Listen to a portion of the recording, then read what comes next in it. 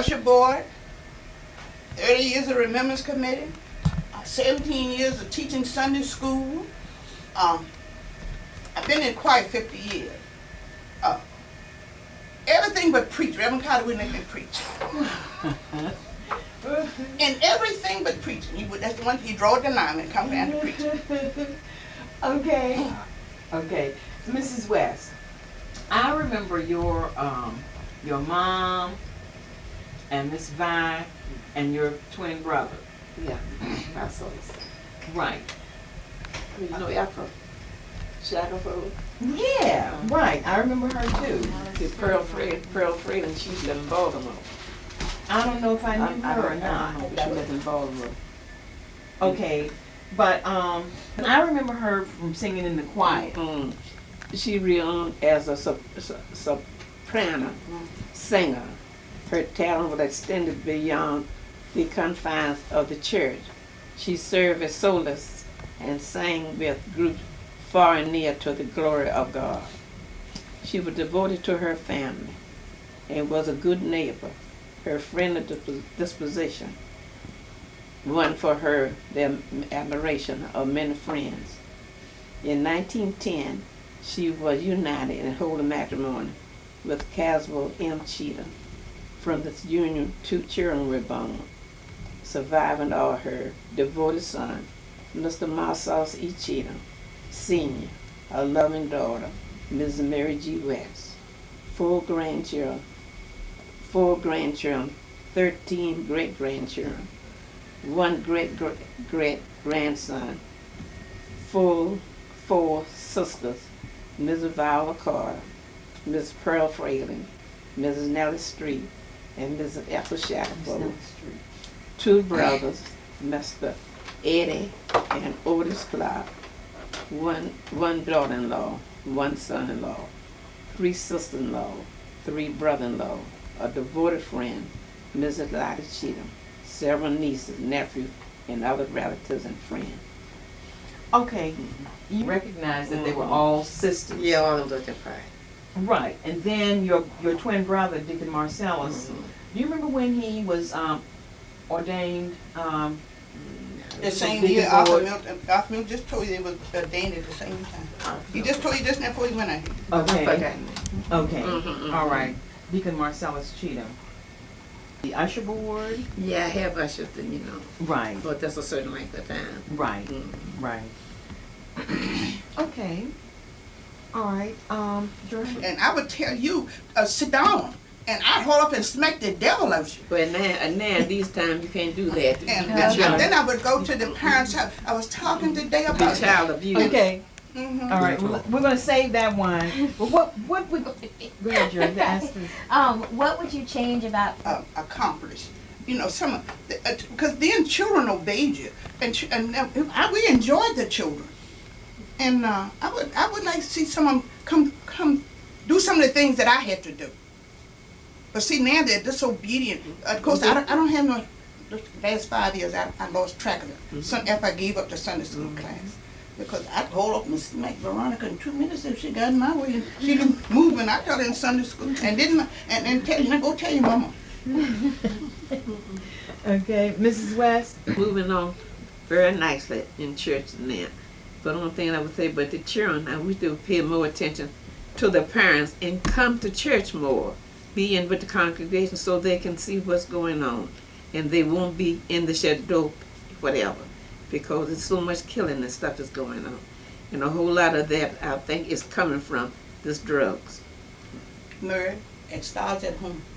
I know it, but It's not at but I don't home. have no problem not to. I had no problem with mine. But I was just talking about, you know, Right. yeah. But it started, the discipline started at home. Oh, yeah, you can- I got in yeah. my car many days and went to different homes, the children in Sunday school, and I would tell them, I said, check on your son. I said, one lady, and I mean, I wish I could go back to her name. Oh, if I could just talk to her name, but I don't want to stir up nothing. And she would tell me, she said, I think about it daily. It hurt my feeling. And she said, I don't make arrangements for my son. He makes his own arrangements. I used to go to another fellow right behind this church. He used to do the same thing. Big fat coat. I could choke him every time I see him walk through church. And his father and them just didn't correct those children. And that's the reason I gave up teaching Sunday school, because they didn't obey me. And see, I'm full of that, but I smacked the devil at you in 2 seconds, and then go home and wait for you to come with me. No, I didn't have any problem with my children. Don't even have no problem with my grandchildren, great-grandchildren, you know. They all, The last batch I had. And now you take Leon Wells. I taught him in Sunday school, and I wish all these grown men, when you see, and they're just as courteous, just as obedient man. They were swell children. But then I got some hoodlums towards that lady. I told Nellie, I'm gone. I said, yo, go give me the hot truck. See, I know I'm not supposed to hit these children. no. But I'll tell you, That be child I abuse. tell Jane but twice, and then she roll her eyes at me the third time, she go get blocked. And I know it was time for me to go. And I hit you before I know it. He came to Sunday school one Sunday with a little knife in his pocket. So I went and got his dad. He started growing at me. And he never took the knife. That sound more like what Marcel. And he didn't take the knife from him. And I told him, I said, I take it, I'm gonna cut his throat. I told him, see, and he never did correct the boy but having a knife in his pocket. And you Most important event or most important time in the history of the church? Well, I think the most important events now, a lot of children is working in the church, ushering and singing in the choir, and doing different things that you come to that task in a church, which they didn't do first. Well, I was very happy about them coming up on the hill, because they didn't have a bathroom. You had to go outside, and sometimes you couldn't get in there for the way it was, you know. So I was very happy when they moved them off the hill back to here.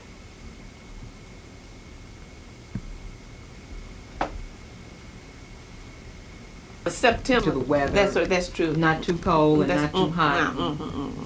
Okay. the most, and the day we burned the mortgage. That was one great occasion. And not because I was the president of the choir and I spearheaded it. And then, but we started in January, and I'm telling you, it was great. And we had the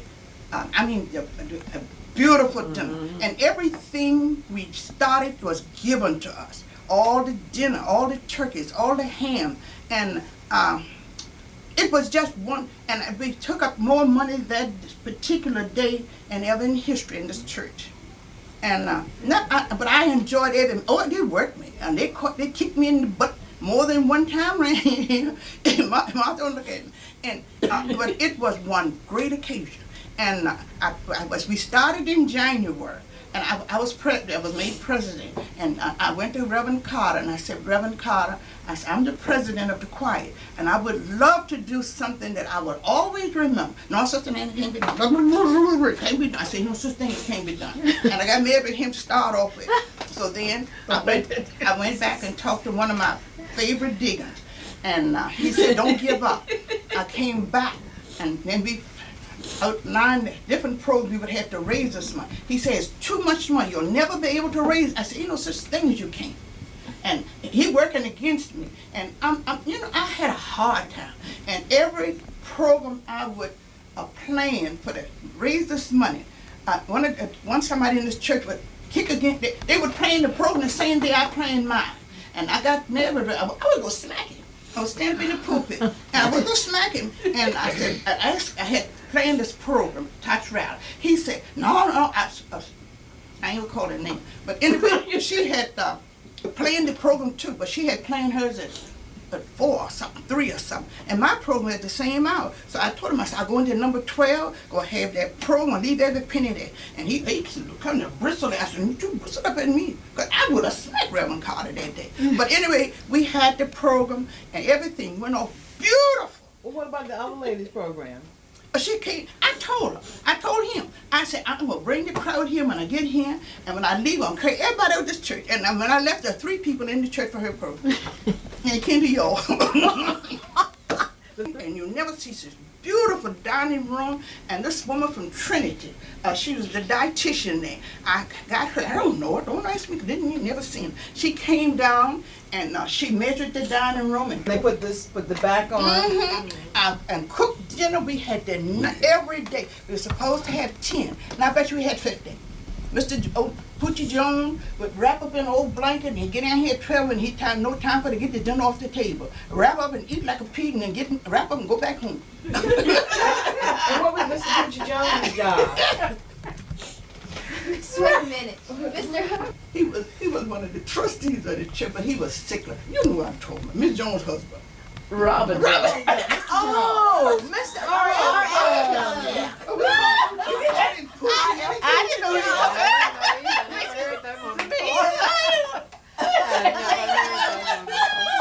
You gotta tell me. Why did y'all call him Poochie? I never heard that name before. See, we worked back in, but see, we was carrying bricks and all. Oh, yeah. And we see, the cooks in the kitchen. We, oh Lord, here come Poochie, wrapped up in this blanket. Come on out here, Robert Jones, you know. We named it. Oh, your name. Your name. See, We Justin. And Right. bless his heart. He'd eat like a pig and wrap up in that blanket and go on back. But he came to oversee the job, though. No, he just came for dinner, hot dinner. He didn't care what we was up here doing, but it was fun. But you know, I look around, I said, these people don't do like we did. And I had to, and I mean, we worked and hauling bricks and mortar. And I think about that, Lindbergh, was you crazy? Why did you do that? But it was fun. Right. Every Saturday. We're going to the sanctuary. Yeah, because I'm going up. Miss Van-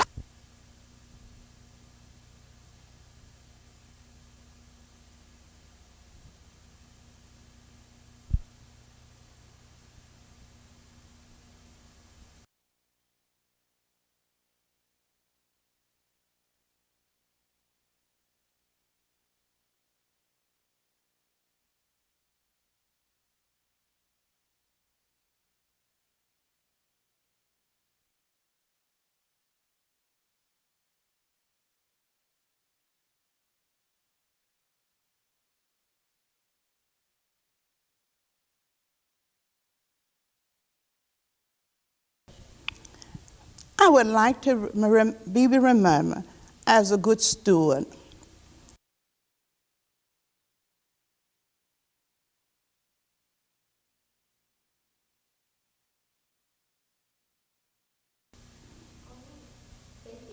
You're welcome.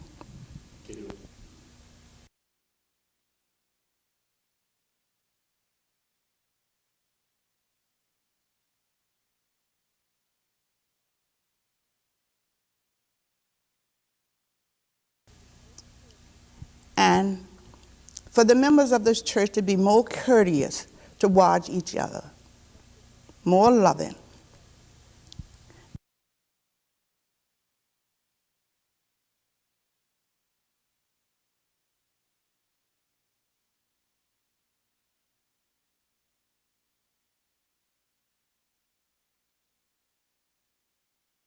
The people in other little children to do the same thing in church.